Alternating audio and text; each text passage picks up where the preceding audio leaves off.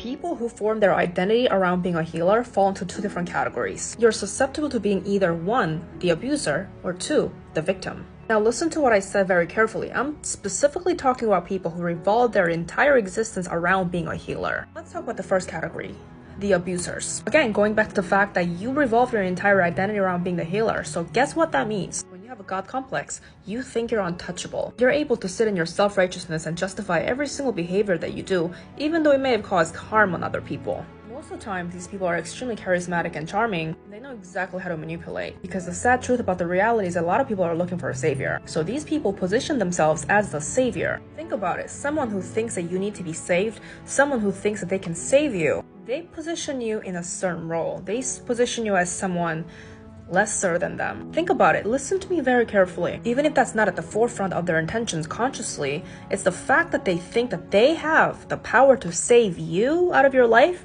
In their mind, you don't have the agency. You don't have the sovereignty. These people enable you in your toxic patterns, disguised as them being there for you. And unfortunately, you will not really understand this unless you know how to think beyond your victimhood mentality. You have to understand that abuse isn't always someone hitting you in the face. Abuse isn't always overt. When you're charmed by somebody, you don't even realize that you're being manipulated. You see, just because someone gives you what you think you need, what you think you want, that doesn't make them a healer. These healers use it against you as a way to gain control over you.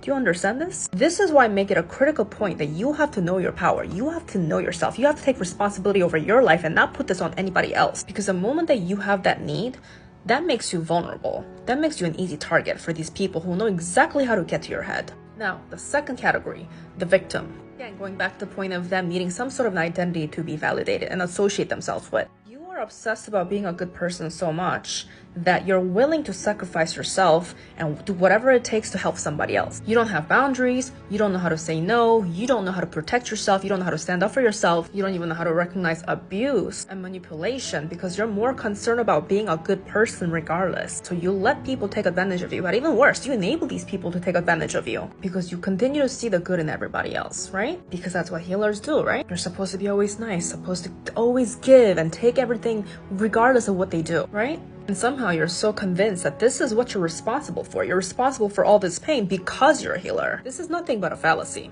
My point in this video, be able to recognize this in other people, but as well as yourself. You have to be able to look at yourself in the mirror